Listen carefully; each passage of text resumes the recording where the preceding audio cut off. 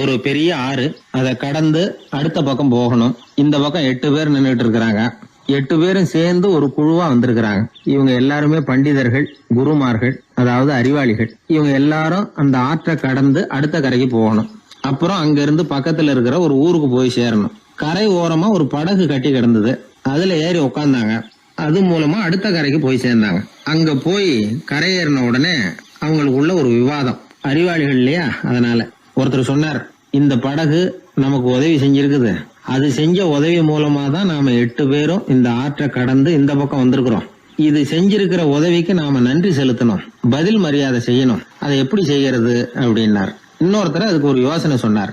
நமக்கு உதவி செஞ்சிருக்கிற இந்த படகுக்கு மரியாதையும் நன்றியும் செலுத்துகிற முறையில அதை நாம எல்லாரும் நம்ம தலைமையில சுமந்துகிட்டு போறதுதான் நியாயம்.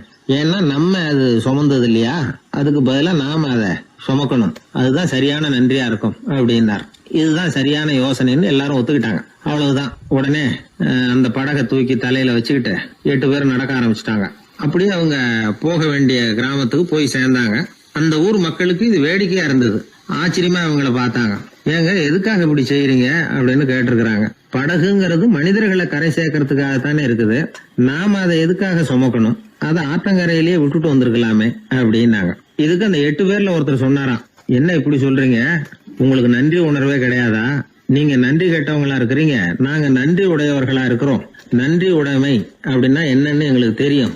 அதனாலதான் எங்களை கரை சேர்த்த படகுக்கு நாங்க நன்றி செலுத்துறோம். இந்த படகு எப்பவும் எங்க தலைமையிலதான் இருக்கும் அப்படின்னார். இது புத்தர் சொன்ன ஒரு கதை.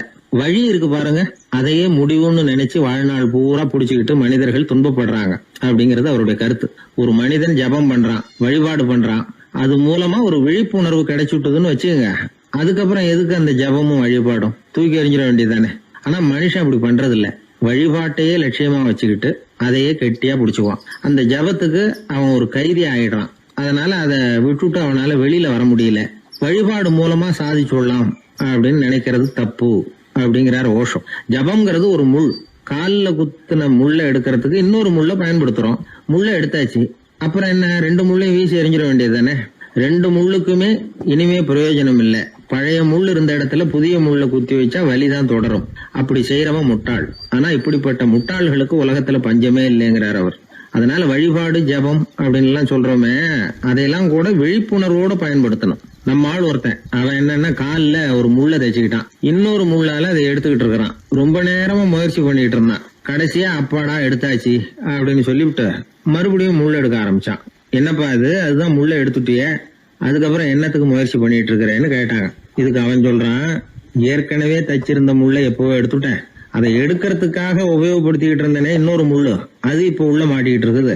அதனாலதான் மறுபடியும் முதல்ல இருந்து ஆரம்பிக்கிறேன் அப்படின்னா. இப்படி வாழ்க்கையில முதல்ல இருந்து ஆரம்பிக்கிறவர்களும் அதிகம், முதல்லயே இருந்துகிட்டு இருக்கிறவங்களும் அதிகம். வாழ்க்கையில படிப்படியா முன்னேறணும், வாழ்க்கையை புரிஞ்சுக்கிட்டு முன்னேறணும். அதுக்கு இந்த பெரியவர்கள் சொல்லுகிற தத்துவத்தை எல்லாம் சரியா புரிஞ்சுக்கிட்டு அது பிரகாரம் நாம நடக்கணும். ஒரு பெரிய இடத்து பொண்ணு நிறைய படிச்சிருக்கிறா, பட்டங்கள் எல்லாம் வாங்கியிருக்கிறா, வேலைக்கு எதுக்கும் போகல, அதுக்கு அவசியமும் இல்லை. வசதியான குடும்பம். அந்த பொண்ணுக்கு பொழுதுபோக்கு என்ன தெரியுமா? பத்திரிகை படிக்கிறது, தொலைக்காட்சி பார்க்கறது, வானொலி கேட்கறது, இதுதான் பொழுதுபோக்கு. முக்கியமா அதுல வர்ற விளம்பரங்களை கவனிக்கிறது. சந்தைக்கு ஏதாவது புதுசா பொருள் வந்திருந்தா உடனே காரை எடுத்துட்டு போக வேண்டியது, அதை வாங்கிட்டு வந்துட வேண்டியது. ஒரு நாள் அது மாதிரி ஒரு விளம்பரம் கண்ணில் பட்டது. புதுமையான சமையல் செய்யக்கூடிய சாதனம் ஒன்று வந்திருக்கிறதாக செய்தி. உடனே அதை வாங்கணும்னு ஆசை. வழக்கம் போல அன்னைக்கு சாயந்தரமே காரை எடுத்துட்டு புறப்பட்டா. பார்த்தா விலை அதிகம்தான், இருந்தாலும் அதை பத்தியெல்லாம் கவலைப்படல. அதிக விலை கொடுத்து அந்த சமையல் இயந்திரத்தை வாங்கிட்டு வந்துட்டா. ஒரு பெரிய அழகான அட்டைப்பெட்டிக்குள்ள அது இருந்தது. துண்டு துண்டு பாகங்களா அதுக்குள்ள அடுக்கி வைக்கப்பட்டிருந்தது. அதை ஒன்னோட ஒண்ணு சேர்த்து முழு இயந்திரமா ஆக்கிய வேண்டியது நம்ம வேலை. அதெல்லாம் எப்படி ஒண்ணு சேர்க்கறது? அதுக்காக ஒரு கையேடு அது உள்ளே வச்சிருக்கிறாங்க. அந்த பொண்ணு வீட்டுக்கு வந்தா அட்டைப்பூட்டியை பிரிச்சா, ஒவ்வொரு துண்டு பாகத்தை எடுத்து வெளியில வச்சா, பக்கத்துல அந்த விவர புத்தகத்தை வச்சுக்கிட்டா. அது பிரகாரம் அந்த பாகங்களை இணைச்சு பார்த்தா சரியா வரல. மறுபடியும் எல்லாத்தையும் பிரிச்சு பரப்பி வச்சுட்டு ஆரம்பத்துல இருந்து வர்றா. அப்பவும் சரியா வரல. சரி, நேரம் அந்த கடைக்கு போய் அங்கிருந்தே ஒரு ஆளை அழைச்சிட்டு வந்துருவோம் அப்படின்னு சொல்லி காரை எடுத்துட்டு அவ புறப்பட்டா. கடையில இருந்து ஒரு ஆளை கையோட அழைச்சிட்டு வந்தா. 2 பேரும் வந்து சேர்ந்தாங்க. அங்க அவங்களுக்காக ஒரு ஆச்சரியம் காத்துக்கிட்டு இருக்கு வீட்டுல. என்ன ஆச்சுன்னா, அந்த சமையல் இயந்திரம் அழகா கோக்கப்பட்டு அங்க இருக்குது. அது மட்டும் இல்ல, அதுல சமையல் வேலையும் நடந்துகிட்டு இருக்குது. யார் அதை பண்ணது? அவளுக்கு ஆச்சரியம். சமையல் வேலை செய்கிற பணிப்பெண் அங்க வந்தா. வேலை செய்யறவோ, நான் தான் அதை செஞ்சேன்னா.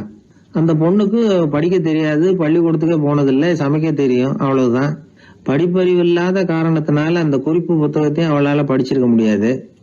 எப்படி இதை பொறுத்தனே அப்படின்னு ரொம்ப ஆச்சரியமா கேட்டாவோ, அந்த விவரம் தெரியாத பொண்ணு, பணி பொண்ணு சொல்றா, படிப்பறிவு இல்லாத போது மூளையை பயன்படுத்த வேண்டிய கட்டாயம் ஏற்படுது, வேற ஒண்ணும் இல்ல அப்படின்னாலாம். படிப்பு மூலமா அறிவை சேகரிச்சுக்கலாம், புத்திசாலித்தனத்தை சேகரிக்க முடியாது. தகவல் அறிவுங்கிறது ஞானம் ஆகாது அப்படின்னு சொல்லுவாங்க. அதுதான் இதுல முக்கியம்.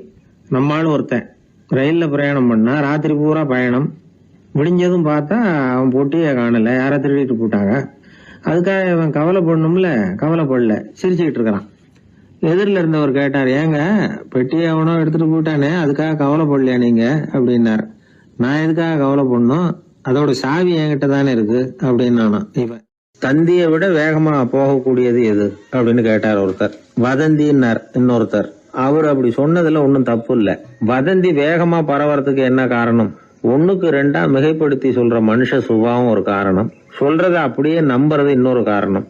எப்பொருள் யார் யார் வாய் கேட்பினும் அப்பொருள் மெய்ப்பொருள் காண்பது அறிவு அப்படின்னாரு வள்ளுவர்.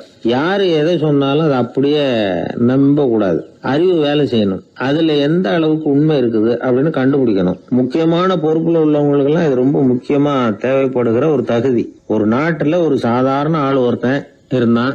அவங்கிட்ட ஒரு கழுதை இருந்தது, ரொம்ப பிரியமா வளர்த்தான். அவனுக்கு அது ரொம்ப நெருக்கமான நண்பன். வேற மனுஷங்க யாரும் கிடைக்கல போல இருக்குது. அந்த கழுதைக்கு கந்தர்வசேனன் அப்படின்னு பேர் வச்சான். அந்த பேரை சொல்லிதான் அவன் அதை கூப்பிடுறது வழக்கம்.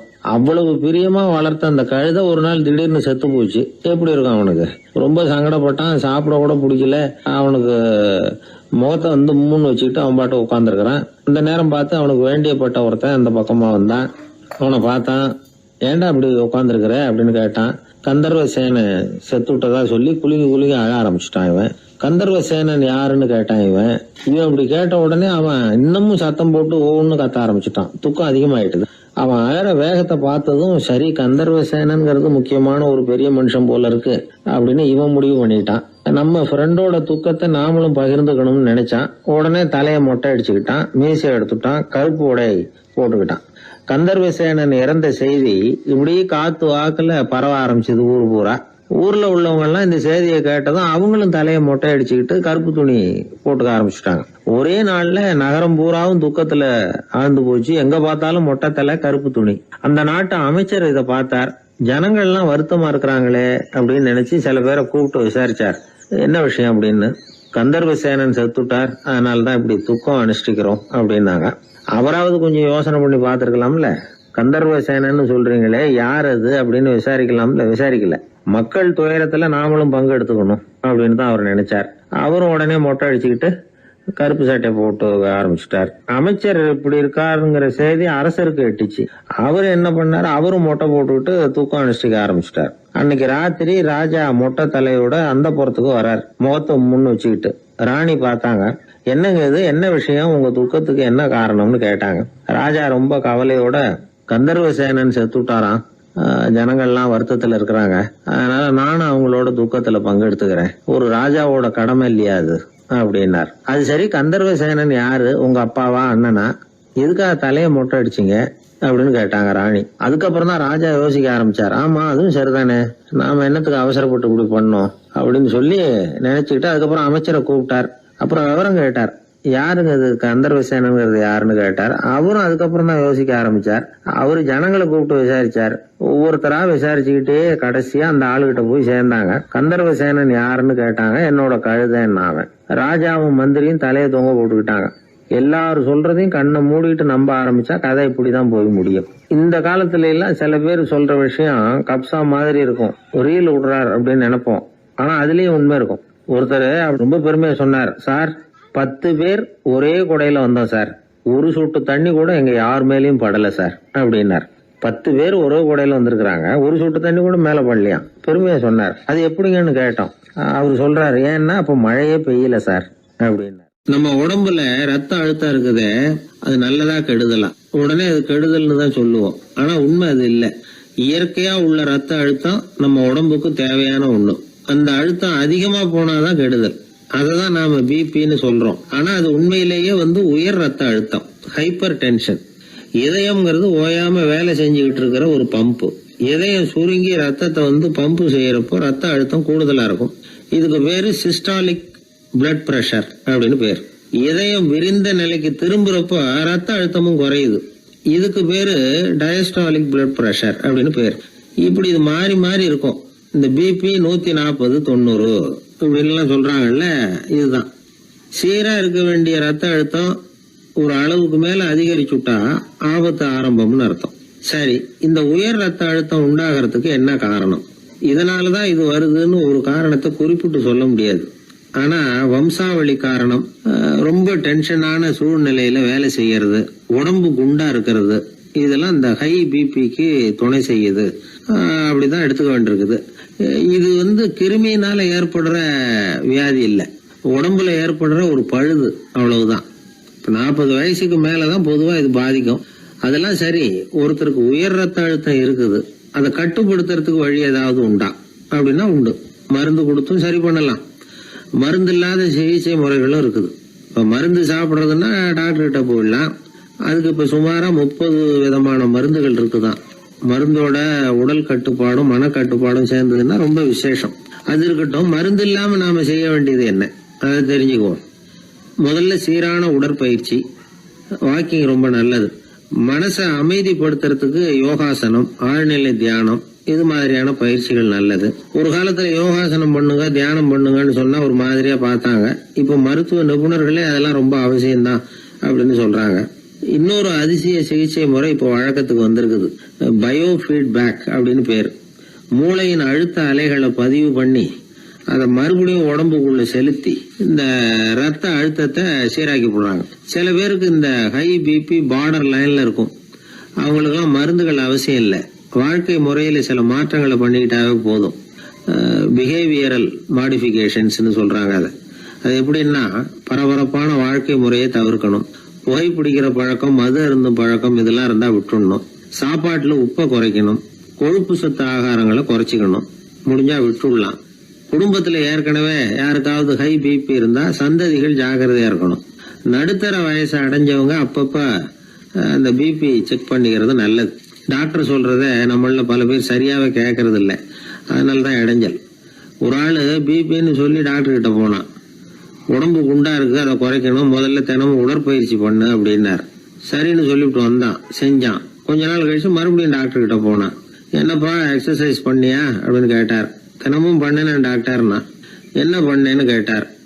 முன்னெல்லாம் சிகரெட்டை கடையில வாங்குவேன், இப்ப நான் அப்படி வாங்குறத விட்டுட்டேன். தினமும் நானே என் கையாலேயே உருட்டி தயார் பண்றேன் டாக்டர். இது ஒரு எக்ஸசைஸ் தானே அப்படின்னா.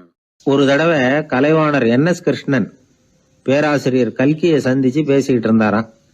கலைவாணர் கல்கியை பார்த்து, எனக்கு கதை எழுத ஆசையா இருக்கு, எப்படி எழுதுறதுன்னு கேட்டாராம். கதை எழுதுறதுக்கு 4 மை வேணும்னாராம் கல்கி. அப்படியா, அப்படின்னா என்னென்ன கலர் மை அப்படின்னு கேட்டிருக்காரு கலைவாணர் சிரிச்சுக்கிட்டே. நான் சொன்னது கலர் மை இல்ல, அது வேற மை. அதாவது கதை எழுதுறதுக்கு தேவைப்படுகிற 4 மை எதுன்னா, 1 திறமை, 2 பேணாமை, 3வது தனிமை, 4வது பொறுமை அப்படின்னாராம். உடனே கலைவாணர், உங்க யோசனை அருமை அப்படின்னாராம். அதுதான் கலைவாணர். பொதுவா எழுத்தாளர்கள் எழுதுற மாதிரி நடந்துக்கிறது இல்ல. ஆனா கலைவாணர் என்ன சொல்லுவாரோ அதே மாதிரி நடந்துக்குவார். எல்லாருக்கும் எல்லாம் கிடைக்கணுங்கிற கருத்தை சினிமா படங்கள்ல வலியுறுத்துவார். அதே மாதிரி நடைமுறை வாழ்க்கையிலேயும் எல்லாருக்கும் எல்லாமும் கொடுப்பார். பணம், பதவி, புகழ் இப்படி எதுவுமே இல்லாத ஒரு சாதாரண மனுஷனா இருந்தா கூட இவர் மனுஷனுக்கு கொடுக்கற மரியாதையில கொஞ்சமும் குறைச்சல் இருக்காது. இந்த குணம் சாதாரணமா எல்லாருக்கும் இருக்கிறது இல்ல. அவரு சினிமா தியேட்டருக்கு போய் சினிமா பாக்குறது வழக்கம். அவரு வந்திருக்கிறாருங்கிறது தெரிஞ்சா போதும், வெளியில பிச்சைக்காரங்க கூடிடுவாங்க. இது அவருக்கு தெரியும். வெளியில நம்மளை நம்பி ஒரு கூட்டம் காத்துக்கிட்டு இருக்குமேன்னு நினைப்பார். உடனே ஒரு 100 ரூபா நோட்டை கொடுத்து சில்லறையா மாத்திட்டு வர சொல்லுவார். படம் முடிஞ்சு வெளியில வர்றப்போ சில்லறையோட வருவார். எல்லாருக்கிட்டையும் கொடுத்துருவார். ஏன்னா எல்லாரும் தேடிட்டு வருவாங்க அவரை. என்ன எல்லாரும் சௌக்கியமா இருக்கிறீங்களா அப்படின்னு பிரியமா விசாரிப்பார். ஏதோ ரொம்ப நெருங்கின சொந்தக்காரங்களை விசாரிக்கிறது மாதிரி விசாரிப்பாரு. தன்கிட்ட இருக்கிற சில்லறையை எல்லாருக்கும் சமமா பிரிச்சு கொடுத்துட்டு தான் அங்கிருந்து புறப்படுவார். ஒரு நாள் அது மாதிரி புறப்படுற சமயத்துல ஒரு சின்ன பையனுக்கு சில்லறை எதுவும் கிடைக்கல கொடுக்கறதுக்கு. இது கலைவாணருக்கு தெரியாது. கார்ல ஏறி புறப்பட்டு போயிட்டார். அந்த பையன் காரை புடிச்சுக்கிட்டு பின்னாடியே ஓடியாந்துருக்கிறான். ஐயா, நீங்களே இல்லைன்னு சொன்னா நான் என்ன பண்றது? இன்னைக்கு பட்னி தான், அம்மாவுக்கு வேற உடம்பு சரியில்லை அப்படின்னு கத்திக்கிட்டே ஓடியாந்தானா. கலைவாணர் கவனிச்சுட்டார். உடனே காரை நிறுத்த சொன்னார். இறங்கினார். அந்த சின்ன பையனை கட்டி பிடிச்சிக்கிட்டு என்ன மன்னிச்சுக்கப்பா, நான் கவனிக்காம வந்துட்டேன் அப்படின்னு சொல்லி அழ ஆரம்பிச்சுட்டாராம். இன்னொரு தடவை இதே மாதிரி ஒரு தியேட்டர்ல இருந்து வெளியில வந்திருக்கிறார். ஒரு ஆள் அவர்கிட்ட வந்து நின்றுருக்கார். அவர் கொடுக்கறதுக்கு இவர்கிட்ட பணம் இல்ல. பணம் இல்லையாப்பா அப்படின்னாராம். உங்ககிட்டயே இல்லையா அப்படின்னாராம் அவரு. கலைவாணருக்கு மனசு ரொம்ப சங்கடமா போச்சு. உடனே புறப்பட்டு வீட்டுக்கு போனார். அங்க இங்க தேடி பார்த்து அங்க இருந்த கொஞ்சம் நெஞ்ச சில்லறையை எடுத்தார். காரு டிரைவரை கூப்பிட்டார். தியேட்டர் வாசல்ல நின்றுகிட்டு இருந்த ஆசாமியோட அங்க அடையாளங்களை சொன்னார். காரை எடுத்துட்டு போய் அந்த ஆளை கண்டுபிடிச்சு இந்த காசை கொடுத்துட்டு வா அப்படின்னு அனுப்பி வச்சாராம். பிச்சை போடுறதுக்காக காரை அனுப்புனதாக வேற யாரை பத்தியாவது நீங்க கேள்விப்பட்டிருக்கிறீங்களா? அவர் ஒரு வித்தியாசமான மனிதர், வித்தியாசமான கலைஞர். கலைவாணரோட சகோதரர் கல்யாணம் நடந்தது. அதுல தியாகராஜ பாகவதர் கச்சேரி முடிஞ்ச உடனே அதுல சம்பந்தப்பட்ட கலைஞர்களுக்கெல்லாம் கலைவாணர் பரிசுகள் கொடுக்கிறார். அந்த கச்சேரியில கடம் வாசிச்சவருக்கு மட்டும் மத்த எல்லாருக்கும் கொடுத்ததை விட பெருசா ஒரு வெள்ளி கோப்பையை பரிசா கொடுத்தாராம். மத்தவங்களுக்கு எல்லாம் சின்னதா கொடுத்துட்டு கட வித்துவானுக்கு மட்டும் பெருசா பரிசு கொடுக்குறீங்களே ஏன்னு கேட்டிருக்கிறாங்க. அதுக்கு கலைவாணர் விளக்கம் கொடுத்தாராம். இப்பெல்லாம் ரயில்ல கூட்டம் அதிகங்கிறது உங்களுக்கு எல்லாருக்கும் தெரியும். இந்த வித்துவான் இவ்வளவு பெரிய மண்பானைய ரயில்ல ரொம்ப பத்திரமா உடையாம ரொம்ப தூரத்துல இருந்து கொண்டு வந்திருக்கிறாரே, அது என்ன சாமான்யமான காரியமா? அவரோட அந்த சாமர்த்தியத்தை பாராட்டுறதுக்காக தான் அவருக்கு இவ்வளவு பெரிய பரிசு அப்படின்னா. ஒரு மனிதன் கோபப்படும் பொழுது அவனை நல்லா கவனிச்சு பாருங்க. ஏதாவது ஒரு மிருகத்தின் சாயல் அவன் முகத்துல தெரியும். முகம் அழகா இருக்கிறது எப்போ? அவன் புன்னகையோட இருக்கிறப்பதான். கோபமா இருக்கிறப்ப முகம் அழகா இருக்காது. சார் கோபத்துல இருக்கார், இந்த கோபம் குறையறதுக்குள்ள ஒரு போட்டோ எடுத்துருங்க, அழகா இருக்கும் அப்படின்னு யாரும் சொல்றது இல்ல. போட்டோ எடுக்கிறவர் கூட எடுக்கிறதுக்கு முன்னாடி முகத்தை கொஞ்சம் சிரிச்ச மாதிரி வச்சுங்க சார் அப்படின்னு தான் சொல்லுவார். முகத்தை கொஞ்சம் கடுகடுப்பா வச்சுங்க சார், அப்பதான் நல்லா அமையும் அப்படின்னு நான் சொல்லுவாரு. ஒரு உண்மை என்ன தெரியுமா? கோபம் மனசையும் கெடுக்கும், உடம்பையும் கெடுக்கும். கோபப்படுகிறவர்களின் ஆயுள் காலம் குறைகிறது அப்படிங்கிறது விஞ்ஞான உண்மை. சிரிக்கிறவங்க ஆயுள் காலம் அதிகரிக்கிறது அப்படிங்கறதும் விஞ்ஞான உண்மை. கோபப்படுறவங்களை யாரும் விரும்புறதில்லை. கோபப்படுற அப்பா அம்மா கிட்ட பிள்ளைங்க நெருங்காது. கோபப்படுற அதிகாரிகள் கிட்ட ஊழியர்கள் நெருங்க மாட்டாங்க. கோபப்படுற வாத்தியார்கிட்ட பிள்ளைங்க நெருங்குறது இல்ல. அவன் எப்ப பார்த்தாலும் வள்ளுன்னு விழுவான். அதனால எப்போ அவன் பக்கத்திலேயே இருக்கணும்னு ஆசைப்படுறேன் அப்படின்னு ஒருத்தன் சொன்னா அவனை இவன் வேடிக்கை பார்க்க ஆரம்பிச்சுட்டான் அப்படின்னு அர்த்தம். சரி, இந்த கோபம் எதனால வருது? இயலாமையினாலதான் வருதான். இப்ப நீங்க நினைக்கிறத நிறைவேற்றக்கூடிய சாமர்த்தியம் உங்ககிட்ட இல்லைங்கிறப்போ அது கோபமா வெளிப்படுது, அவ்வளவுதான். திறமை உள்ளவன் கோபப்பட வேண்டிய அவசியமே இல்லை. ஒரு உண்மையான கவிஞன் கிட்ட போய் ஒரு கவிதை எழுதி கொடுங்க அப்படின்னு சொன்னா அவன் உடனே எரிச்சல் அடையக்கூடாது. எரிச்சல் வந்தா அது அவனுடைய இயலாமையை காட்டுது. சிற்பி சிலை செதுக்கிறதுக்கு கோபப்படக்கூடாது. ஒரு அதிகாரி சொன்னார், நீங்க சொல்றதெல்லாம் சார் தான் சார், இருந்தாலும் கோபப்படலைன்னா வேலை நடக்காது சார், அதனாலதான் தினமும் ஆபீஸ்ல கத்திட்டு கிடக்குறேன் அப்படின்னார். ஆனா உண்மை என்ன தெரியுமா? கத்துறதுனால கத்துறதுதான் நடக்குமே தவிர காரியம் நடக்காது. வேலை நடக்கிறது மாதிரி ஒரு பாவனை நடக்கும், அவ்வளவுதான். தவறு செய்கிறவர்களுக்கு தண்டனை கத்துறது மட்டும் இல்ல, திட்டு வாங்குற யாரும் தான் செஞ்சது தவறுதான் அப்படின்னு ஒத்துக்கிறது இல்ல. அத அவங்க உணர்றதும் இல்ல. அப்படி இருக்கிறப்போ திட்டுறதுனால என்ன பிரயோஜனம்? திட்டுறதன் நோக்கம் என்ன? திட்டு வாங்குறவங்க திருந்தணுங்கிறது தானே. நோக்கம் நிறைவேறாதுன்னா எதுக்காக கத்தணும்? திட்டுறது மூலமாவே ஒருத்தனை திருத்த முடியும்னா திருடுறவனை எல்லாம் கூப்பிட்டு கொஞ்ச நேரம் திட்டி போயிட்டு வாப்பா, இனிமே நீ திருந்திவிட்ட அப்படின்னு சொல்லி வச்சுள்ளாமே. இதுல நாம முக்கியமா புரிஞ்சுக்க வேண்டியது என்னன்னா, கோபம்ங்கிறது நாம அடுத்தவங்களுக்கு கொடுக்கிற தண்டனை இல்ல, அது நமக்கு நாமே கொடுத்துக்கிற ஒரு தண்டனை. அடுத்தவங்களை திருத்துறதாக நினைச்சுக்கிட்டு நம்ம நாமே கெடுத்துக்கிற ஒரு முயற்சி. நம்ம மனசு கெட்டு போகுது, நம்ம உடம்பு கெட்டு போகுது, அதுதான் கண்ட பலன். நம்ம ஆள் ஒருத்தன் சொன்னான், நான் கோபம் வந்துட்டுதுன்னா அதை மனிதர்கள் மேல காட்ட மாட்டேன் சார், அவங்கள திருத்த முடியாதுன்னு எனக்கு தெரியும் அப்படின்னா. வேற என்ன பண்ணுவேன் அப்படின்னு கேட்டேன். பாத்திரங்கள் பேர்ல காட்டுவேன், வீட்டுல இருக்கிற பாத்திரங்களை எல்லாம் எடுத்து வெளியில வீசி எறிவேன் அப்படின்னா. அதனால கோபம் குறைஞ்சுதா அப்படின்னு கேட்டாங்க. எனக்கு குறைஞ்சுது, ஆனா எதிர்த்த வீட்டுக்காரனுக்கு அதிகமாயிட்டுதுன்னு நானும். அது எப்படிறான்னு கேட்டிருக்காங்க. நான் எனக்கு கோபம் வந்த உடனே நேரம் அவங்க வீட்டுக்குள்ள போய் அங்க இருக்கிற பாத்திரங்களை தான் எடுத்து வெளியில வீசி எறிகிறேன் அப்படின்னா. ஒரு வெளி தேசத்துல இருந்து ஒருத்தர் நம்ம நாட்டுக்கு வந்தார். இங்க ஒருத்தர் அவரை அன்பா கூப்பிட்டு உபசரிச்சார். ஒரு ஆரஞ்சு பழத்தை அவர்கிட்ட கொடுத்து சாப்பிட சொன்னார். அவர் அதை வாங்கினார். அதை அப்படியும் இப்படியும் புரட்டி பார்த்தார். அவருக்கு ஒன்னும் புரியல. ஏன்னா அவர் தேசத்துல அது இல்ல போல இருக்கு. என்ன செய்யறதுன்னு அவருக்கு ஒன்னும் புரியல. அப்படியே கடிச்சு பார்த்தார். கசப்பா இருந்தது. தூக்கி எறிஞ்சுட்டார்.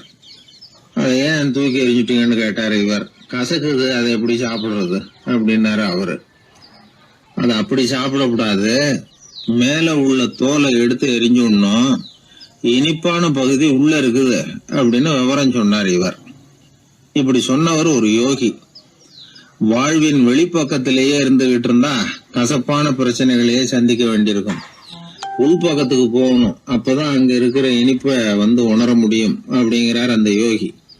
நாமெல்லாம் 2 வகையான வாழ்க்கை வாழறோமா. மேலோட்டமான வெளிப்படையா உள்ள வாழ்வுங்கிறது ஒண்ணு, உள்ளார்ந்த வாழ்வுங்கிறது ஒண்ணு. வாழ்வின் வெளிப்புறம் பிரச்சனைகளும் சவால்களும் நிறைஞ்சது, உள்புறம் அமைதியா இருக்கிறது. இந்த உள்பக்கத்துலதான் மகிழ்ச்சியான வாழ்வுக்கு தேவையான புதையல் இருக்குதான். யாரு கண்டா அந்த புதையல? ஆழ்நிலை தியானம் எல்லாம் பண்றாங்கல்ல, அது எதுக்காக? அந்த புதையலை கண்டுபிடிக்கிறதுக்கு தான். நாம் அந்த உள்பக்கத்துக்கு போய் அங்க உள்ள ஊக்க சக்தியையும் புத்திசாலித்தனத்தையும் பொறுக்கி எடுத்துக்கிட்டு அன்றாட வாழ்க்கையில அதையெல்லாம் உபயோகப்படுத்தணும். மனசு ஒரு குரங்கு மாதிரி அலையுதுங்கிறோம், அதை கட்டுப்படுத்த முடியலங்கிறோம்.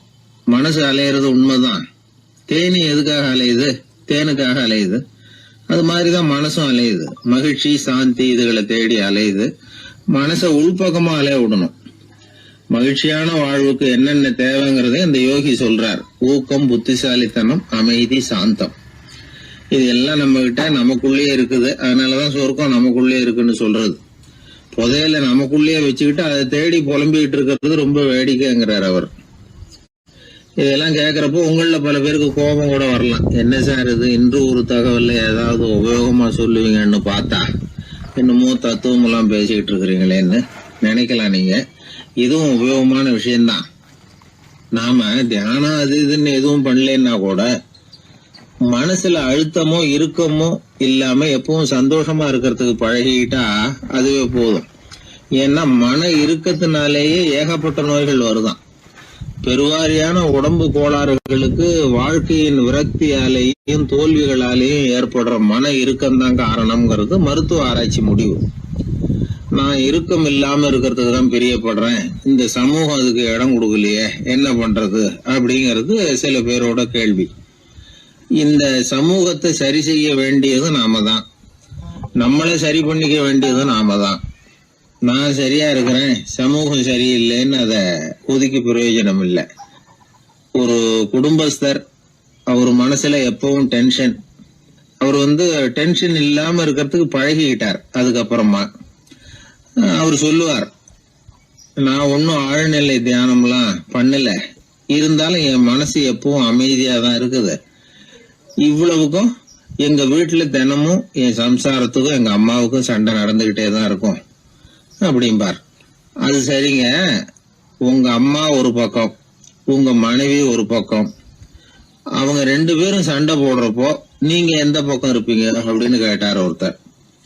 அந்த சமயம் நான் வீட்டுக்கு வெளிப்பக்கம் இருப்பேன் அப்படின்னார் அவர். அங்க ஒரு முனிவர் இருந்தார். சுவாமி, என்ன ஆசீர்வாதம் பண்ணுங்க, எனக்கு ஏதாவது புத்தி சொல்லுங்க அப்படின்னா அவர் ஆசீர்வாதம் பண்ணார். அதுக்கப்புறம் சொன்னார், மகனே, நீ எந்த காரியத்தை செஞ்சாலும் செய்யறதுக்கு முன்னாடி ஒரு தடவை அதனால ஏற்படக்கூடிய விளைவுகளை நல்லா யோசிக்கணும். உன் மனசுக்கு அது சரின்னு தெரிஞ்சா மட்டும் அதை செய்யணும் அப்படின்னார். அரசன் அவர் சொன்னதை அப்படியே மனசுல வாங்கிக்கிட்டான். அவர் காலடியில விழுந்து வணங்கினான். 100 பொற்காசுகளை அவர் காலடியில வச்சுட்டு திரும்பணும். அமைச்சர் இதை கவனிச்சார். என்ன இது, நம்ம அரசர் இவ்வளவு ஏமாளியா இருக்கிறாரு, இந்த ஒரு சாதாரண யோசனை சொன்னதுக்கு 100 பொற்காசுகள் கொடுத்துட்டாரு. அமைச்சர் இப்படி நினைக்கிறது அவர் முகத்தை பார்த்ததுமே அரசனுக்கு புரிஞ்சுட்டுது. இருந்தாலும் அதை பத்தி ஒன்னும் கேட்டுக்கல. 2 பேரும் திரும்பி அரண்மனைக்கு வந்து சேர்ந்தாங்க. அதுக்கப்புறம் அந்த அரசன் என்ன பண்ணான் தெரியுமா? காட்டுல முனிவர் சொன்ன அந்த புத்திமதியை ஒரு கல்லுல கல்வெட்டா செதுக்கணும். தன்னுடைய அறையில எல்லாரும் கண்ணிலையும் படும்படியாக அப்படி ஒரு இடத்துல பதிச்சு எல்லாரும் பாக்குறது மாதிரி பண்ணிவிட்டான். இப்போ அந்த அமைச்சருக்கு ஆச்சரியம், என்ன இது, நம்ம மன்னருடைய அறியாமையை புரிஞ்சுக்கவே முடியலையே, இத போய் கல்லுல செதுக்கி வைக்கணுமா, பேர்பட்ட அறிவுரையாது அப்படின்னு நினைச்சார். கொஞ்ச நாள் ஆச்சு. ஒரு நாள் அந்த மன்னருக்கு கடுமையான வயிற்று வலி. உடனே அரண்மனை வைத்தியரை கூப்பிட்டார். அவர் வந்து சேர்ந்தார். மன்னரை சோதிச்சு பார்த்தார். கொஞ்ச நேரம் இப்படியே படுத்துருங்க, நான் எங்க வீட்டுக்கு போய் இதுக்கு பொருத்தமா ஒரு மருந்து தயார் பண்ணிட்டு வரேன் அப்படின்னு சொல்லிட்டு ஓடினார். மருந்தோட திரும்பி அவர் வந்த சமயத்துல மன்னர் ஒரு கட்டில்ல கண்மூடி படுத்திருக்கிறார். பக்கத்துல யாரும் இல்ல.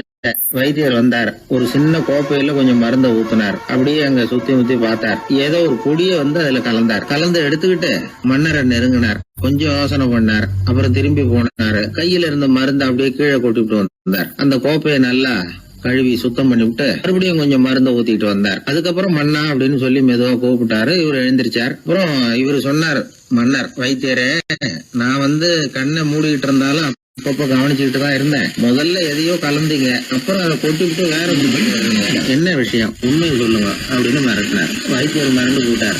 அப்படின்னு மன்னருடைய காலில் விழுந்தார். அதுக்கப்புறம் உண்மையை சொன்னார். மகாராஜா, உங்களுடைய படை தளபதி உங்களை கொல்றதுக்காக சதி பண்ணார்.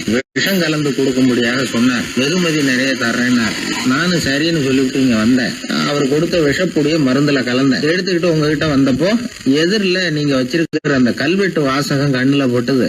எந்த காரியத்தை செஞ்சாலும் அதோட விளைவுகளை பத்தி யோசிக்க சொல்லிச்சு அந்த வாசகம். யோசனை பண்ணுனேன், என் உயிருக்கே ஆபத்துங்கிறத புரிஞ்சுக்கிட்டேன். உடனே திரும்பி போய் அதை கொட்டி கழுவி விட்டு வேற நல்ல மருந்தா ஊத்திக்கிட்டு வர்றேன் அப்படின்னார். இப்ப அந்த மன்னர் அமைச்சரை கூப்பிட்டார். பாத்தீங்களா, இந்த புத்திமதிய அன்னைக்கு நீங்க அலட்சியமா நினைச்சீங்க, இன்னைக்கு அதுதான் என் உயிரை காப்பாத்தி இருக்குது அப்படின்னார். அமைச்சர் தலையை குனிஞ்சுக்கிட்டாராம். அதனால பெரியவர்கள் நமக்கு சொல்ற புத்திமதி சாதாரணமா தான் தெரியும். அதுக்காக நாம வந்து அதை அலட்சியம் பண்ணிடக்கூடாது. இந்த காலத்துல ஒருத்தன் ஒரு சாமியார் கிட்ட போனா ஒரு 1000 ரூபாய அவர் காலடியில வச்சுட்டு திரும்பி வந்தான். எதுக்கு அதுன்னு கேட்டேன். இன்னைக்கு நான் இந்த அளவுக்கு நல்லபடியா இருக்கிறதுக்கு அவர் தான் காரணம். ஏற்கனவே ஒரு தடவை இவர்கிட்ட வந்து புத்தி சொல்லுங்கன்னு கேட்டேன், மாட்டேன்னு விட்டார். அன்னைக்கு அவர் ஏதாவது எனக்கு புத்தி சொல்லி நான் அது பிரகாரம் நடந்திருந்தேன்னா இன்னைக்கு நான் வீணா போயிருப்பேன். அதுக்காக ஒரு நன்றியை தெரிவிக்கிறதுக்காக தான் இன்னைக்கு வந்தேன், இந்த காணிக்கையை செலுத்துறேன் அப்படின்னு சொல்லிவிட்டு அவன் பாட்டு தெருவில் இறங்கி நடந்து போனான். உழைப்பும் நேர்மையும் உயர்வதற்கு வழிகள். அதை விட்டுட்டு உட்கார்ந்த இடத்துல இருந்துகிட்டே உயர போகணும் அப்படின்னு ஆசைப்படக்கூடாது. பல பேர் அப்படிதான் கற்பனை பண்றாங்க.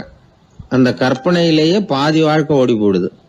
உழைப்புங்கிற வழியையும் நேர்மைங்கிற வழியையும் ஒதுக்கிவிட்டு குறுக்கு வழியில ஓட நினைக்கிறவங்க குப்புற விழுந்துடுறாங்க.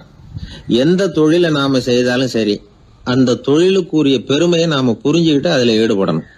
அப்படி இல்லாம, என்ன சார் பொழப்புது, இந்த தொழிலை மனுஷன் செய்வானா அப்படி புலம்பிக்கிட்டே இந்த தொழிலையே செஞ்சுக்கிட்டு இருக்கிறவங்க நம்மள பல பேர் உண்டு. செய்யும் தொழிலே தெய்வம் அப்படின்னு சொல்றாங்கல்ல, அப்படி சொல்றது எதுக்காக? அந்த அளவுக்கு அதுல ஒரு ஈடுபாடு வேணுங்கிறதுக்காக தான். ஒரு பெரிய மலைப்பகுதி, அந்த மலை அடிவாரத்துல ஒரு சிற்பி உட்காந்து ஒரு சிலையை வடிச்சுக்கிட்டு இருக்கிறான். கையில ஒரு சின்ன உளிய வச்சுக்கிட்டு ஒரு பெரிய கருங்கல் பாறையை கொஞ்சம் கொஞ்சமா உடைச்சுக்கிட்டு இருக்கான். ஒரு சிற்பத்தை வடிக்கிறதுங்கிறது அவ்வளவு உன்னதமான ஒரு தொழிலா? எல்லாராலையும் முடியுமா அது? அப்படி இருந்தும் அந்த சிற்பிக்கு மன நிறைவில்லை. அவன் நினைக்கிறான், இந்த கடுமையான வெயில்ல உட்கார்ந்து வேலை செய்யறது எவ்வளவு கஷ்டம். நாம ஒரு சிற்பியா இருக்கிறதுனால தானே சூரியன் கடுமையான வெப்ப கதிர்களை நம்ம மேல வீசுறான். நாமளே அந்த சூரியனா இருந்துட்டா இந்த கஷ்டம் இருக்காதே. நம்மளை கஷ்டப்படுத்துறவன் நம்மளை விட வலிமை உள்ளவன். அதனால நாம அவனா மாறி விடுறதுதான் நல்லது அப்படின்னு அந்த சிற்பி யோசனை பண்ணான். அவன் எண்ணம் உடனே நிறைவேறிட்டுது. இயற்கைங்கிற மாபெரும் சக்தி அவனை ஒரு சூரியனா மாத்தி விட்டுது. சிற்பி இப்போ ஒரு சூரியனா மாறினான். இனிமே இந்த உலகத்துல நம்மளை விட வலிமை உள்ளவன் வேற யாரும் கிடையாது அப்படின்னு நினைக்க ஆரம்பிச்சுட்டான்.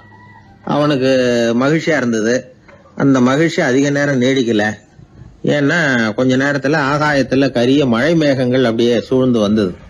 சூழ்ந்து வந்த மேகங்கள் சூரியனை மறைக்க ஆரம்பிச்சது. இப்போ சூரியனா இருந்த அந்த சிற்பி நினைச்சு பாக்குறான், என்ன இது, என்னையே இந்த மேகம் மூடி மறைக்குதுன்னா அது என்னை விட பெரிய ஆளாதான் இருக்கணும். அதனால இனிமே நாம சூரியனா இருக்கக்கூடாது, நாம மேகமா தான் இருக்கணும், அதுதான் கௌரவம் அப்படின்னு நினைக்க ஆரம்பிச்சிட்டான். இப்பவும் பாருங்க, இயற்கை அவனுடைய ஆசையை நிறைவேற்றி வச்சது. சூரியனா இருந்த சிற்பி மேகமா மாறினான். வான வீதியில அப்படி உல்லாசமா வர ஆரம்பிச்சான். அந்த உல்லாசமும் அதிக நேரம் நீடிக்கல. எதிரில் பார்த்தா பிரம்மாண்டமான மலைகள் வழியை அடைச்சிட்டு நிக்குது. வேகமா வந்த மேகம் மலையில மோதிக்கிட்டுது. அந்த மலையை தாண்டி அப்பால செல்ல முடியல. இப்போ அந்த மேகம் நினைக்குது, நாம எந்த தடையும் இல்லாம அந்தரத்துல மிதந்து வர்றோம். நம்மையே போக விடாம தடுக்குதுன்னா அந்த மலைக்கு எப்பேற்பட்ட வலிமை இருக்கணும். இனிமேல நாம மேகமா இருந்து பிரயோஜனம் இல்ல, இருந்தா மலையா இருக்கணும், அதுதான் பெருமை அப்படின்னு நினைக்க ஆரம்பிச்சான். இப்பவும் பாருங்க, இயற்கை அவனுடைய ஆசையை நிறைவேற்றி வச்சது. மேகமா இருந்த சிற்பி மலையா மாறினான். பெரிய மலை பூமிக்கும் வானத்துக்குமா நின்றுகிட்டு இருக்கு. இனிமே நமக்கு எந்த கவலையும் இல்லை அப்படின்னு நினைச்சது அந்த மலை. இப்படி நினைச்சுக்கிட்டு இருந்த வேளையில அந்த மலையோட காலடியில அடிவாரத்துல ஏதோ சத்தம் கேட்டது.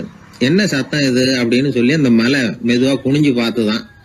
பார்த்தா அங்க ஒரு மனுஷன் தன்னுடைய கையில உளிய வச்சுக்கிட்டு மலையை கொத்திக்கிட்டு இருக்கிறான். ஏதோ ஒரு சிற்பத்தை வடிக்கிறதுக்காக அவன் முயற்சி பண்ணிட்டு இருக்கிறான். இப்போ அந்த மலை நினைச்சுதான், மலையையே ஒருத்தன் உடைக்கிறான்னா அவன் எப்பேற்பட்ட வலிமை உள்ளவனா இருக்கணும். இனிமேலும் மலையா இருந்து பிரயோஜனம் இல்ல, மனுஷனா மாறணும், அதுதான் சரி அப்படின்னு நினைச்சுதான். அந்த வினாடியே அந்த மலை ஒரு மனுஷனா மாறிச்சு. அவன் கையில ஒரு உளி, பழையபடியே ஒரு கருங்கல் பாறையை கொத்த ஆரம்பிச்சான். அந்த ஆள் பழைய நிலைமைக்கு வந்துட்டான். இந்த கதையிலிருந்து நாம தெரிஞ்சுக்க வேண்டியது என்னன்னா, தன்னுடைய உண்மையான பலம் என்னங்கிறது தெரியாமலே தாவி தாவி தடுமாறிக்கிட்டு இருக்கிறான் மனுஷன் அப்படிங்கிறது தான். இனிமேலாவது அதை புரிஞ்சுக்கணும். நாம அதுவா மாறணும்னு நினைக்கிறது தப்பு, நாம இருக்கணும் அப்படின்னு நினைக்கிறது தான் உண்மை, அதுதான் சரி. அந்த சிற்பி என்னன்னோ கற்பனை பண்ணி கடைசியில மறுபடியும் சிற்பியாகவே வந்து சேர்ந்தான் பாருங்க. அதனால நம்முடைய உண்மையான பலம் என்ன அப்படிங்கறத தெரிஞ்சுக்கிட்டு நடந்துகிட்டோம்னா வாழ்க்கையில எப்பொழுதும் வெற்றி நிச்சயம். பண்றதுன்னு எனக்கு புரியல அப்படின்னு கவலைப்பட்டார் ஒரு அப்பா. என்ன பண்றது, அப்பாவோட குணம் கொஞ்சமாவது பிள்ளைக்கும் இருக்கதானே செய்யும்னா, அட போங்க சார், அவனை அடக்கிறதுக்கு ஏதாவது வழி சொல்லுவீங்கன்னு பார்த்தா நீங்க என்னோட சரித்திரத்தை புரட்ட ஆரம்பிச்சுட்டீங்களே. அப்புறம் கேட்டேன் அவரை, சரி பையன் அடம் பண்ணா அவனை நீங்க எப்படி அடக்குறீங்க அதை சொல்லுங்க முதல்ல, அதுக்கப்புறம் என் யோசனையை சொல்றேன் அப்படின்னு. அவரு சொன்னார், வேற என்ன பண்ணுவேன், மிரட்டுவேன், அடிப்பேன், அவ்வளவுதான் எனக்கு தெரியும்னாரு. அடிச்சா அடங்கிடுவானா பையன் அப்படின்னு கேட்டேன்.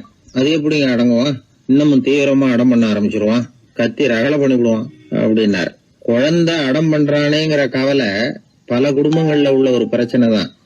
இதுக்கு இப்ப மருத்துவர்கள் ஒரு சுலபமான வழியை சொல்றாங்க. அது என்னன்னா, ஒரு குழந்தை அடம் பண்ணிச்சுன்னா அதை அடிக்கப்படாதான், அதுக்கு பதிலா வேற ஒரு காரியம் பண்ணலாமா. அது என்னன்னா, குடும்பத்துல இருக்கிற எல்லாரும் ஒண்ணு சேர்ந்து அந்த குழந்தைகிட்ட கொஞ்ச நேரம் பேசாம இருந்தோம்னுமா, பேச்ச நிறுத்திக்கணும். குழந்தையால பேசாம இருக்க முடியாது, அது யோசனை பண்ணும், தன்னுடைய தவறை உணர்ந்து அது வருந்த ஆரம்பிக்கும். இப்படி தொடர்ந்து செஞ்சுக்கிட்டு வந்தா குழந்தை கொஞ்ச நாள்ல அடம் பண்றதை நிறுத்தி விடுமா. இது டாக்டர்கள் இப்ப சொல்லி கொடுக்குற ஒரு யோசனை. அதே மாதிரி சில குழந்தைகள் சரியான காரணம் இல்லாம அடம் பண்ணணுங்கிறதுக்காகவே கத்துது பாருங்க, அதை நிறுத்துறதுக்கு கூட ஒரு வழி இருக்குது. அது என்ன வழின்னா, அது அழற சமயத்துல அந்த சத்தத்தை ஒரு டேப் ரெக்கார்டர் மூலமா பதிவு பண்ணி வச்சுக்கணும். குழந்தை கத்த ஆரம்பிக்குதுன்னு வைங்க, உடனே ஏற்கனவே பதிவு பண்ணி வச்சிருக்கிற அழுகை சத்தத்தை போட்டு அந்த குழந்தை காதுல விழறது மாதிரி பண்ணணும்.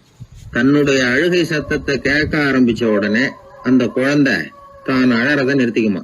சில குழந்தைகள் சாப்பிட மாட்டேன்னு அடம் பண்ணும். வளர்ந்த குழந்தைய வற்புறுத்தி சாப்பிட சொல்லக்கூடாது. சில பேர் என்ன பண்ணுவாங்கன்னா, கட்டாயப்படுத்தி சாப்பாட்டை திணிப்பாங்க. அதெல்லாம் ரொம்ப தப்பு. குழந்தைக்கு விவரம் தெரிஞ்சதுக்கு அப்புறம் சாப்பாட்டு விஷயத்துல நீங்க தலையிட வேண்டிய அவசியமே இல்லை. பசிச்சா சாப்பிடணுங்கிறது அதுக்கு புரியும். அது தானாவே சுதந்திரமா எடுத்து போட்டு சாப்பிடுறதுக்கு அனுமதிக்கணும். நீங்க போய் அதுகிட்ட நின்றுட்டு சாப்பிடு சாப்பிடு அப்படின்னு வற்புறுத்திட்டு இருக்க கூடாது. நீங்க அதை வற்புறுத்தாம இருந்தா அது உங்களை வித்தியாசமா பார்க்க ஆரம்பிக்கும். உண்மையிலேயே பசி இருந்ததுன்னா தனக்கு எவ்வளவு தேவையோ அவ்வளவு எடுத்து போட்டுக்கிட்டு அந்த குழந்தை சாப்பிட்டுக்கும், எந்த பிரச்சனையும் இருக்காது. ஆக இது மாதிரியான சில நுட்பங்களை நாம மனசுல வச்சுக்கணும். அப்படி வச்சுக்கிட்டோம்னா வீட்டுல குழந்தைகளால எந்த பிரச்சனையும் இருக்காது. இந்த காலத்து பையன் ஒருத்தன், அவன் ரொம்ப கவலையோட வந்தான். என்னப்பா விஷயம்னு விசாரிச்சேன். எங்க அப்பா என்கிட்ட 1 மாசம் உன் கூட பேச மாட்டேன் போ அப்படின்னு சபதம் போட்டுட்டாருன்னா, அதுக்காகவா இப்படி கவலைப்படுறேன்னு கேட்டேன். இல்லைங்க, அந்த 1 மாச கெடு இன்னையோட முடியுது, அதுக்காக கவலைப்படுறேன் அப்படின்னா. ஒரு பெரிய சிந்தனையாளர் இருந்தார். அவர் ரஷ்யாவில் இருந்தார். நிறைய புத்தகங்கள் எழுதியிருக்கிறார். அவர் பேரு ஓஸ்பென்ஸ்கி. உலகின் மிகச்சிறந்த 3 புத்தகங்கள்ல ஒண்ணு இவர் எழுதியிருக்கிறார் அப்படின்னு கூட சொல்றது உண்டு. அப்பேற்பட்ட எழுத்தாளர். அந்த காலத்துல குருஜீஃப் அப்படின்னு சொல்லி ஒரு பெரியவர் இருந்தார். ரொம்ப எளிமையான வாழ்க்கை வாழ்ந்துகிட்டு இருந்தவர். இவரை தேடி அந்த எழுத்தாளர் வந்தார். ஐயா, உங்ககிட்ட சில கேள்விகள் கேட்டு விளக்கம் பெறலாம்னு வந்திருக்கிறேன்னார். உடனே அந்த பெரியவர் என்ன செஞ்சாரு தெரியுமா? ஒரு வெற்று காகிதத்தை எடுத்தார், அவர்கிட்ட கொடுத்தார். இந்தாங்க, இதை வச்சுக்கங்க, நாம 2 பேரும் பேசுறதுக்கு முந்தி நீங்க ஒரு காரியம் பண்ணணும்னார். என்ன செய்யணும் சொல்லுங்கன்னார் அவரு. இந்த காகிதத்துல உங்களுக்கு தெரிஞ்சதெல்லாம் என்ன, தெரியாததெல்லாம் என்ன அப்படிங்கிற பட்டியலை எழுதிக்கிட்டு வாங்க. அதுக்கு பிறகு உங்களுக்கு தெரியாத விஷயங்களை பத்தி நாம 2 பேரும் உரையாடலாம். ஏன்னா உங்களுக்கு தெரிஞ்சதை பத்தி நாம பேசி பிரயோஜனம் இல்ல, தெரியாததை பத்தி பேசினாதான் உங்களுக்கு அது உபயோகமா இருக்கும் அப்படின்னார். இவர் இப்படி சொன்னது அந்த எழுத்தாளருக்கு கொஞ்சம் தர்ம சங்கடமா இருந்தது. நாம எப்பேற்பட்ட சிந்தனையாளர், நம்மள போய் இவர் இப்படி எழுத சொல்றாரு அப்படின்னு நினைச்சாரு. இருந்தாலும் அந்த பெரியவர் பேர்ல இவருக்கு ரொம்ப மரியாதை. அதனால அவர் கொடுத்த காகிதத்தை வாங்கிட்டு தனியா ஒரு இடத்துல போய் உட்கார்ந்தார். யோசிக்க ஆரம்பிச்சார். முதல்ல யோசிச்சார், கடவுளை எனக்கு தெரியுமா அப்படின்னு. கடவுளை பற்றித்தான் எனக்கு தெரியுமே தவிர கடவுளை தெரியாதுங்கிறது புரிஞ்சுது. அதனால தனக்கு தெரிந்த ஒரு விஷயம் கடவுள் அப்படின்னு அவரால் குறிப்பிட முடியல. அடுத்தபடி ஆத்மாவை பத்தி சிந்திச்சார். ஆத்மாவை பற்றித்தான் நமக்கு தெரியுமே தவிர ஆத்மா நமக்கு தெரிஞ்ச விஷயமா இருக்கல அப்படிங்கறது புரிஞ்சுது. அதனால ஆத்மாவையும் தெரிஞ்ச பட்டியல்ல சேர்க்க முடியல. இப்படி ஒவ்வொன்னா அவர் யோசிக்க யோசிக்க எதுவுமே நமக்கு தெரியலங்கிறது அவருக்கு தெளிவாச்சு. நேரம் எழுந்திரிச்சு அந்த பெரியவர்கிட்ட போனார். ஐயா, உங்களை சந்திக்கிற வரைக்கும் எவ்வளவோ விஷயங்கள் எனக்கு தெரிஞ்சிருக்கிறதாக நினைச்சேன். ஆனா உங்ககிட்ட நிறைய கேள்விகள் கேட்கணுங்கிற ஆர்வத்தோட தான் வந்தேன். ஆனா நீங்க கேட்ட ஒரு கேள்விக்கு விடை காண முயன்ற போது எனக்கு எதுவுமே தெரியலங்கிறத புரிஞ்சுக்கிட்டேன் அப்படின்னார். அப்படின்னா உலக புகழ்பெற்ற இவ்வளவு புத்தகங்களை உங்களால எப்படி எழுத முடிஞ்சதுன்னு கேட்டார். இவர் சொன்னார், ஐயா, இப்பதான் எனக்கு புரியுது. எனக்கு தெளிவில்லாத பல விஷயங்களையும் நான் எழுதியிருக்கிறேன். அவையெல்லாம் வெற்றும் வார்த்தை குவியல்கள்ங்கிறத நான் இப்ப உணர்றேன். வார்த்தைகளே அறிவு அப்படிங்கிற மயக்கத்திலிருந்து இப்ப நான் விடுபட்டுட்டேன். அறிவுத்துறையில நான் ஒரு பூஜ்யம்ங்கிறது புரிஞ்சு போச்சு அப்படின்னார். இப்ப பெரியவர் சொன்னார், இப்பதான் உங்களுக்கு உண்மையான அறிவு ஏற்பட ஆரம்பிச்சிருக்குது. எப்போ ஒரு மனிதன் தன்னுடைய அறியாமையை உணர ஆரம்பிக்கிறானோ அப்போதுதான் அறிவின் தொடக்கத்துல அடி எடுத்து வைக்கிறான் அப்படின்னார். அதுக்கு பிறகு என்னாச்சு தெரியுமா? இந்த எழுத்தாளர், சிந்தனையாளர் ஓஸ்பென்ஸ்கி புஸ்தகம் எதுவுமே எழுதலையாம், அதோட விட்டாராம். நம்முடைய அறியாமை நமக்கு புரிய ஆரம்பிச்சுட்டுதுன்னா நமக்கு அறிவு வளர ஆரம்பிச்சுட்டுதுன்னு அர்த்தம். அது நமக்கு புரியறது இல்லை, அதுதான் சிக்கல். ஒரு நண்பர் சொன்னார், சார், நான் எப்போ வீட்டை பூட்டி விட்டு வெளியூர் போனாலும் திருடன் பூட்டை உடைச்சு விடுறான். அதனால இப்ப புத்திசாலித்தனமா ஒரு காரியம் பண்ணிவிட்டு உங்க ஊருக்கு வந்திருக்கிறேன்னார். என்ன செஞ்சிருக்கிறீங்கன்னு கேட்டேன். வீட்டை பூட்டாமலே வந்துட்டேன் அப்படின்னார். உபயோகமா இருக்கு அப்படின்னார். உடனே பார்வை இல்லாத அந்த பெரியவர் சொன்னாரு, வெளிச்சம்னு ஒண்ணு உண்மையிலேயே இருக்குதா அப்படின்னு கேட்டாராம். உண்மையிலேயே வெளிச்சம் இருக்குங்க அப்படின்னு சொல்லியிருக்கிறாங்க, அதை நான் நம்ப மாட்டேன் அப்படின்னாரா அவரு. சூரியன் இருக்கு, சந்திரன் இருக்கு, நட்சத்திரம் இருக்கு அப்படின்னு சொல்லி பார்த்துருக்குறாங்க, அதையெல்லாம் ஒத்துக்கிறேன். ஆனா அதையெல்லாம் என்ன கொஞ்சம் தொட்டு பார்க்க விடுங்களேன் அப்படின்னாராம். அதையெல்லாம் தொட்டு அறிய முடியாது அப்படின்னு சொல்லியிருக்கிறாங்க. அப்படின்னா முகர்ந்து அறியறேன், மோந்து பாக்குறேன். மோர்ந்து பார்க்க விடுங்க, ஏதாவது வாசனை வருதான்னு பாக்குறேன் அப்படின்னு இருக்காரு. அதுவும் முடியாதேன்னாங்களாம். பெரியவர் யோசனை பண்ணிருக்கிறார். சரி, பரவாயில்ல, முரசு அடிக்கிறது மாதிரி அடிச்சு பார்க்கவாவது ஏற்பாடு பண்ணி கொடுங்க, அதை அடிச்சு பார்த்து அதோட சத்தத்தை உணர்ந்துக்கிறேன் அப்படின்னாராம். அதாவது ஒளியின் ஒலியை, அதாவது வெளிச்சத்தின் சத்தத்தை புரிஞ்சுக்கிறேன் அப்படின்னு சொல்லியிருக்கிறார். அதுக்கும் சாத்தியம் இல்லைன்னு சொல்லியிருக்கிறாங்க. சரி, அதுவும் முடியலன்னா அந்த வெளிச்சத்துல கொஞ்சம் எடுத்து என் கையில கொடுங்க, வாயில போட்டு சாப்பிட்டு பாக்குறேன் ருசி எப்படி இருக்குன்னு அப்படின்னு சொல்லி பார்த்திருக்காரு. எந்த வகையிலயும் அவரை அதை ஒத்துக்க வைக்க முடியல. சுத்தி இருந்தவங்க எல்லாம் குழம்பி போயிட்டாங்க. என்னங்க, நாங்க சொல்றத நீங்க நம்பலையா அப்படின்னு கேட்டிருக்காங்க. என்னுடைய 4 புலன்களுக்கும் புலப்படாத ஒண்ண நான் மாயை அப்படிங்கிறேன். நீங்க என்ன அவமானப்படுத்துறதுக்காக இப்படி சொல்றீங்கன்னு நினைக்கிறேன். ஏதோ உங்களுக்கு எல்லாம் பார்வைன்னு ஒண்ணு இருக்கிறதாகவும் அது எனக்கு இல்லைங்கிறதாகவும் சொல்லி என்ன நீங்க அவமதிக்கிறீங்க அப்படின்னார். தர்க்க சாஸ்திரத்துல மேதையான அந்த பெரியவர்.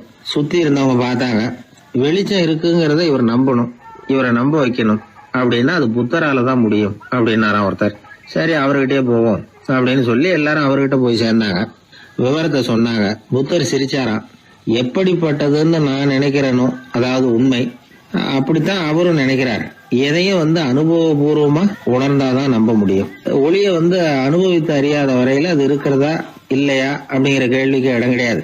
அதனால அவரு அதை நம்பாததும் சரிதான் அப்படின்னு சொன்னாராம் புத்தர். அதுக்கப்புறம் சொல்லியிருக்கார், உங்களை குணப்படுத்தி கொள்ளலாம், உங்களுக்கு தேவை ஞானி கிடையாது, உங்களுக்கு தேவை மருத்துவர் அப்படின்னாரா. ஒரு டாக்டர் கிட்ட அழைச்சிட்டு போயிருக்கிறாங்க. பார்வை கிடைச்சிட்டுது. வெளிச்சத்தை கண்டதும் அவர் மகிழ்ச்சி அடைஞ்சார். புத்தரை வணங்கினார். நான் வாதம் பண்ணேன், நீங்க எதிர்வாதம் பண்ணல, என்னுடைய பிரச்சனை மருத்துவரால் தான் தீரும் அப்படின்னு சொல்லி எனக்கு பார்வை கிடைக்க செஞ்சீங்க அப்படின்னாராம். மனித குலத்துல ரொம்ப அதிகமானவர்கள் நிலைமை இப்படித்தான். கண்ணை மூடிக்கிட்டு அதை சரின்னு ஒருத்தர் வலியுறுத்தி சொல்லிட்டு இருந்தா அவருக்கு உதவுறது அப்படிங்கிறது முடியாத காரியம். இந்த காலத்துல சில பேர் கண்களை திறந்துகிட்டே சில காரியங்கள் பண்ணுவாங்க. அது தப்புன்னு அவங்களுக்கு பின்னாடிதான் புரியும். ஒருத்தர் தன்னுடைய வலது காலில் கட்டு போட்டுக்கிட்டு அப்படி வந்தார். என்ன ஆச்சுன்னு விசாரிச்சாங்க. எங்க வீட்டு கண்ணாடி ஜன்னல்களை வெளிப்பக்கமா இருந்து சுத்தப்படுத்திக்கிட்டு இருந்தேன், சரியா தொடச்சிக்கிட்டு இருக்கோமா அப்படின்னு கொஞ்சம் பின்னாடி தள்ளி நின்னு பார்த்தேன் அப்படின்னார். அதுக்கும் உங்க கால் உடைஞ்சதுக்கும் என்ன சம்பந்தம்னு கேட்டாங்க. நான் குடியிருந்தது 4வது மாடியாச்சே அப்படின்னாராம். ஊர்ல ஒரு மன்னர் இருந்தார். அவரு பக்கத்து தேசத்து மேல படையெடுக்கணும்னு நினைச்சுக்கிட்டு இருந்தார். அதையும் தன்னுடைய நாட்டோட சேர்த்துக்கணுங்கிற ஆசை. எப்போ படையெடுக்கலாம்னு யோசிச்சுக்கிட்டு இருந்தார். இப்படி யோசிச்சுக்கிட்டு இருந்த சமயத்துல ஒரு பெரியவர் அவரை தேடிட்டு வந்தார். அவர் அடிக்கடி வருவார், அவர்கிட்ட பேசிக்கிட்டு இருப்பார். இப்போ அப்படித்தான் வந்தார். என்ன மன்னா யோசனைன்னாரு. இவர் தன்னுடைய யோசனையை சொன்னார். இந்த சமயத்துல மன்னருக்கு தாகம் எடுத்தது, தண்ணி குடிக்கணும் போல இருந்தது. உடனே அங்க இருந்த ஒரு அரண்மனை பணியாளரை கூப்பிட்டார். போய் கொஞ்சம் தண்ணி கொண்டு வாப்பா அப்படின்னார். அந்த பணியாளர் போனார். ஒரு கோலையில தண்ணி கொண்டு வந்தார். ராஜா கிட்ட நீட்டினார். ராஜா அதை வாங்கி குடிக்கிறதுக்காக வாய்கிட்ட கொண்டுட்டு போனார். அந்த நேரம் பார்த்து மன்னா கொஞ்சம் பொறுங்கன்னார் இந்த பெரியவர். ஆவலோட குடிக்க போன மன்னர் அப்படியே நிறுத்திக்கிட்டு பெரியவரை பார்த்தார். இப்ப அந்த பெரியவர் சொன்னார், மன்னா இப்ப உங்களை விட வலிமை உள்ள ஒரு சக்தி உங்களுக்கு தண்ணி கொடுக்க மறுத்துடுதுன்னு வைங்க, உங்களை குடிக்க விடாம தடுத்துடுது அப்படின்னா இப்ப இந்த ஒரு கோவள தண்ணீரை என்ன விலை கொடுத்து வாங்குவீங்க அப்படின்னு கேட்டார்.